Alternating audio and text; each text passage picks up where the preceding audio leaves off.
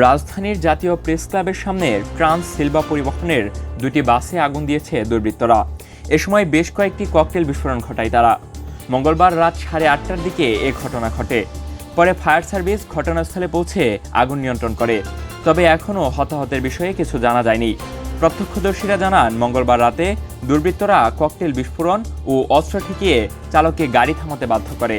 পরে বাস দুটিতে আগুন দেয় তারা। কোটা সংস্কারের দাবিতে দেশের বিভিন্ন স্থানে সংঘর্ষ ও হতাহতের ঘটনার মধ্যে এই অগ্নিকাণ্ডের ঘটনা ঘটল। আজ রাজধানী ঢাকাসহ দেশের বিভিন্ন স্থানে আন্দোলনকারী, পুলিশ ও ছাত্রলীগের মধ্যে সংঘর্ষের ঘটনা ঘটেছে। এসব ঘটনায় এখন পর্যন্ত অন্তত 6 জনের নিহতের খবর পাওয়া গেছে। এর মধ্যে ঢাকায় 2, চট্টগ্রামে 3 ও রংপুরে 1 জন নিহত হয়েছেন। Akhirul ইল্লিন, trading Bangla news.